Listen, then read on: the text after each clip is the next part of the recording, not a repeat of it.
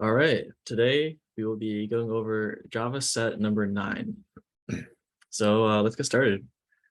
First question, which of the following statements are true? A, Java constructors are invoked when a class is created, even if there are no objects in that particular class. B, every class in Java will have a constructor, even if it is not explicitly declared. And C, Java constructors do not support method overloading, and D, all the above. So let's take this one by one here. For the first one, this would actually be false because Java constructors are invoked when an object is created, not when a class is created. So A was not true. So for B, every class in Java has a constructor, even if not explicitly declared. This is actually true because even if a constructor is not declared in Java, behind the scenes, it will establish a no argument constructor. So B would be correct. And that leaves C as wrong. Java constructors do not support overloading. Java constructors do support overloading. And we could show a quick example here. So if we have, let's say, public my class, we could have a no argument constructor. And then we could also have a argument constructor like my class int a. So both of these are constructors for the my class. And as you can see here, we did method overload. So C is incorrect. It does support it. So that leaves B as our final answer.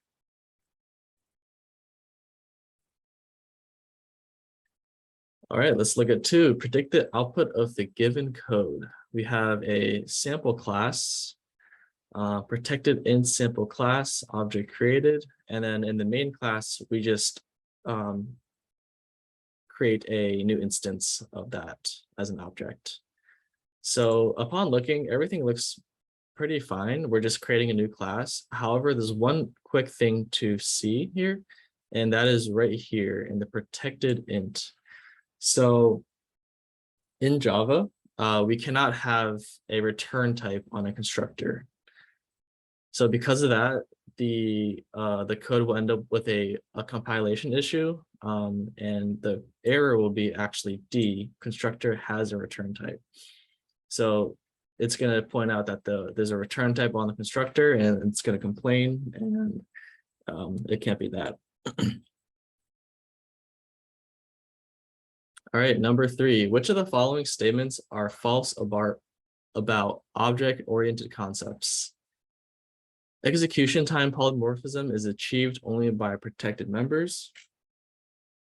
Object contains an address and takes up some space in memory. A class in Java takes up at least 2 bytes of system memory, and then method overloading and method overriding are methods to achieve polymorphism in Java. So let's just go through these one by one, and this time we're trying to find out which ones are false. So 3 of these will be true. Oh, and it looks like in the question itself, let me just bring that up here.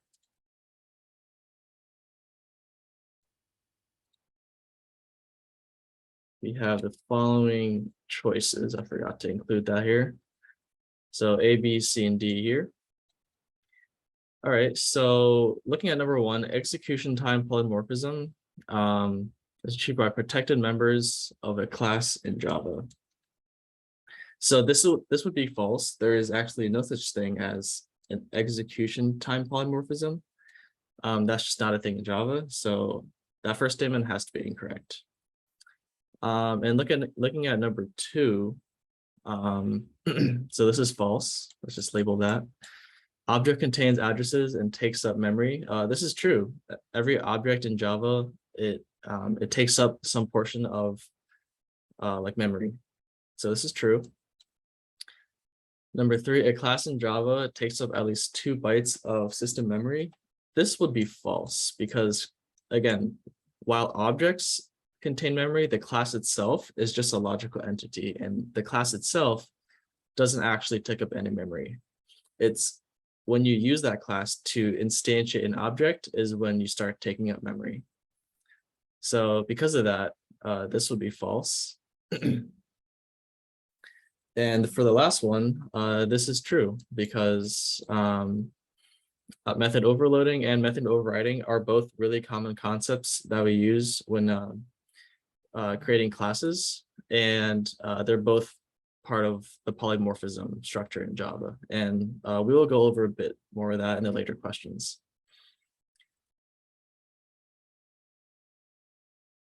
So with that in mind, we can see that B is the answer. 1 and 3 are both false.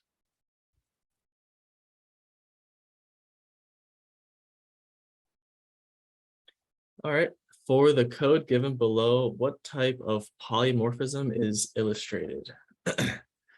All right, so we have two classes. We have a parent, and then we have a child that extends the parent. And then in the main, we call both the parent, and we call the display under the parent. And then we also create a new child, and we call display for that. Now, real quick, so in order to understand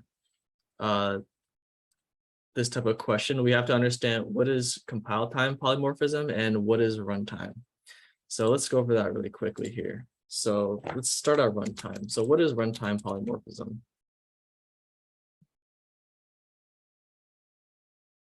So runtime polymorphism is when Java determines the proper method to call at the runtime. And this is achieved through method overriding. And what is method overriding? It's when you have two methods. It's when you have a child class that kind of overwrites what the contents are. Like in this case, it'll be the display method. It'll kind of override what how it functions from the parent class. And the other one is compile time.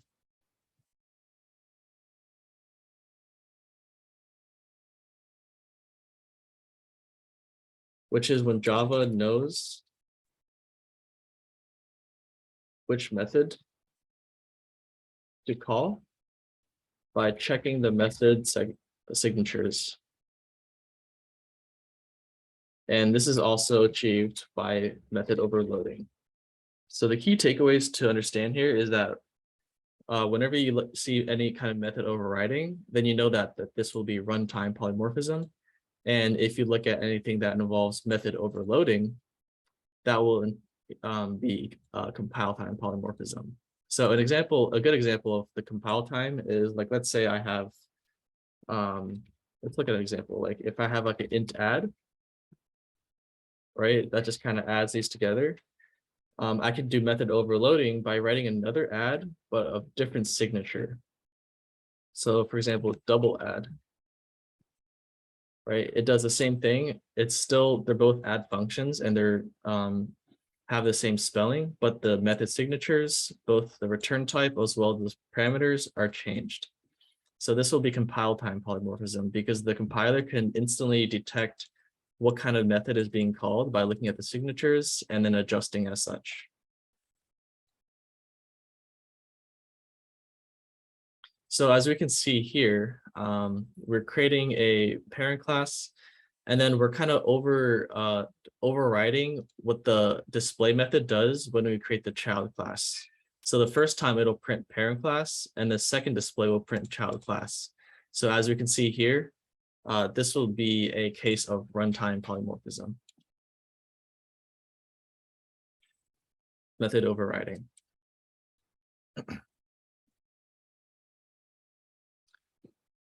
All right, number 5. For the same code as the previous question, identify the object-oriented programming concepts demonstrated. All right, so this is pretty similar. It's going to be the same code, but now we're going to be asked what kind of concepts are demonstrated.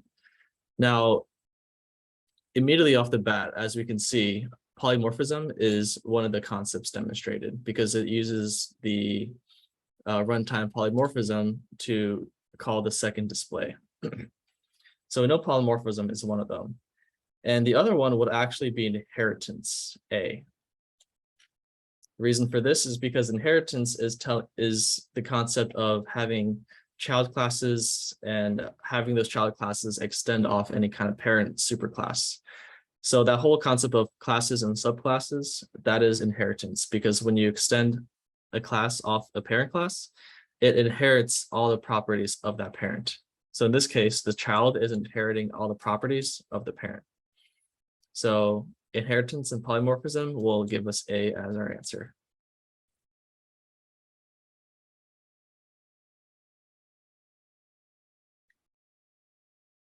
All right, number 5, find the output of the given program. All right, so we have a class that has an example called example that does this computation and then prints this out. So upon first glance, everything looks kind of normal here. We're just kind of instantiating a new instance of this example class, and we're going to be printing out this object created and then all that. However, one really small thing that is kind of blocking all of this is this right here, this private. In Java, you never want to declare class private, because then that kind of defeats the purpose of the class, which is meant to be called by other classes. So for that, the answer will be actually D, none of the above. We cannot have a private declaration of a class. And this feature is called default package accessibility. So let's write that down. Default package accessibility. So we cannot have this private here. This must be public or just have class example.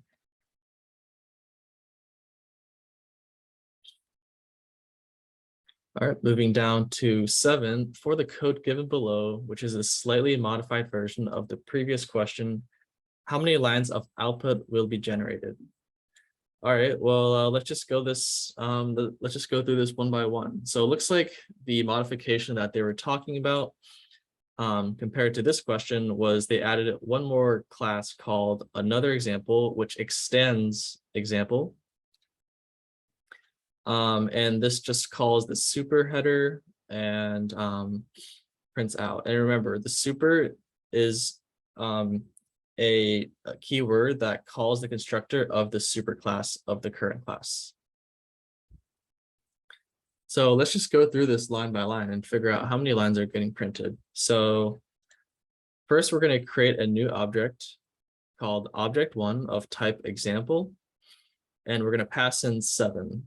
So we go into this constructor here. We go into this constructor. We have num1, so 30 plus 5, 35 divided by 7 is 5. So the first line output would be object created 5. All right. And now on the second line of main, we're creating another example, object2. And we're passing 7 into that as well. So let's go into the constructor for another example. So in this constructor, we call the super constructor, which again, it calls the constructor of the superclass. So on this line, we're going to be jumping back into here and calling this. So this is going to be calling the constructor again with 7. So it's going to be another object created 5. And then right here, we're going to say object created. And then in here, X is still 7. So this will print object created 7. And that looks about it. So as you can see here, this is what would the output be, which will be, looks like the answer is C, 3 lines.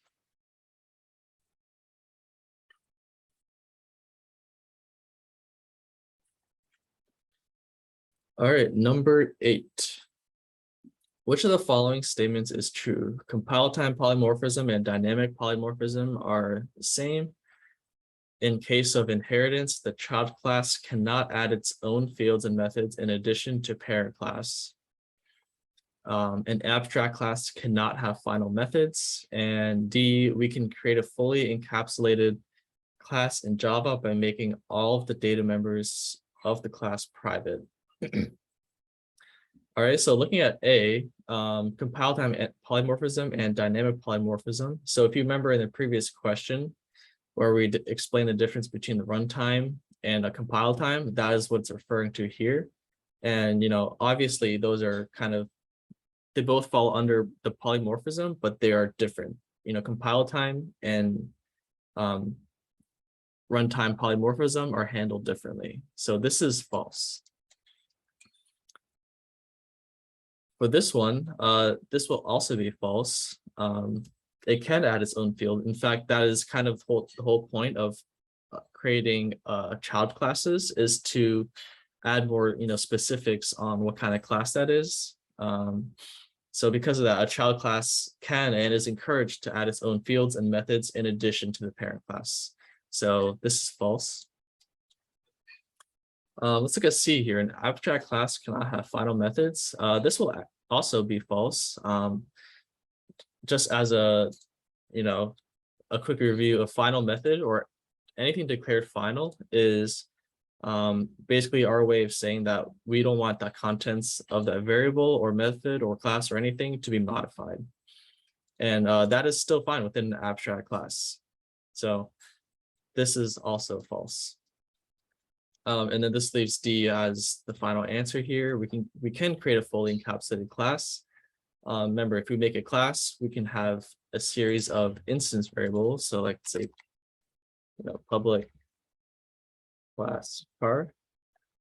You can have a fully encapsulated class by having all the data members private. So we use that using the private keyword.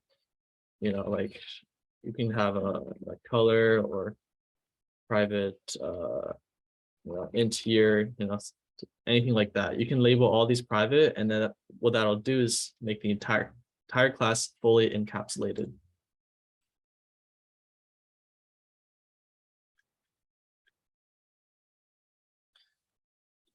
All right, let's look at 9. What will be the output of the given program? So it looks like, once again, we're kind of building on this whole kind of code base that we've been working on.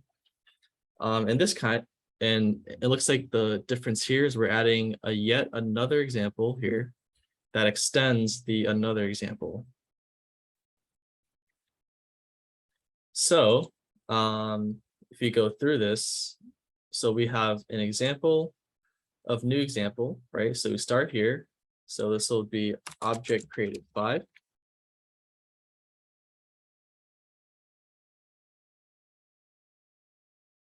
And then we create another example, object 2. We pass in 7. Okay. So another example, we pass in 7. So that creates another object 5 because we go back to the original example. And then we print out object created 7. And now we're creating the yet another example. So we go into the constructor. Okay, so you pass in 5. Now, if you remember what we talked about default constructors, back, I think, one of the earlier questions, if you don't declare a constructor within a class, Java will automatically create a default constructor for you just behind the scenes.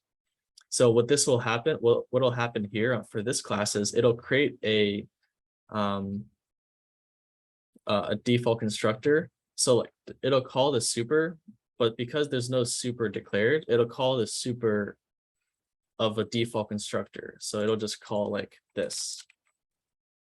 Now, this seems fine, but if you look at the code for the superclass of this, there is no default constructor. So what'll end up happening is we'll actually end up hitting an error once we hit this part of the code, because we're trying to call super on a default constructor on a class that doesn't have a default constructor. So even though we get this far, we will run into an error and eventually we'll error out. So the answer here is D.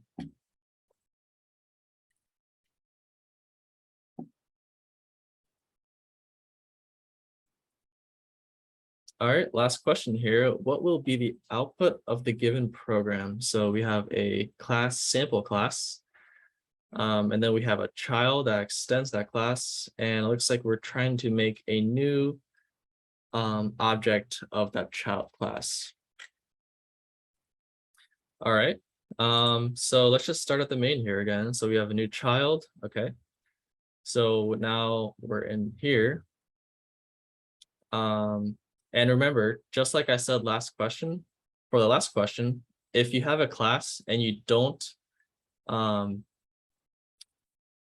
and so like you have to, if you have a class that extends any kind of super class, you should always write the super, right?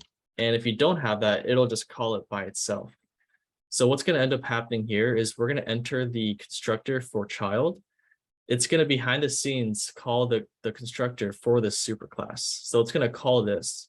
And unlike last question, which ran into an error because this didn't have a default constructor, because this one does have a no argument constructor, it'll call the constructor for sample class, which is the parent class. So it'll print out hello world. And now it'll form the contents of the child constructor. So this will print out hello world again. So it'll print that out, and it looks like that's the only line being performed here. So output would be A.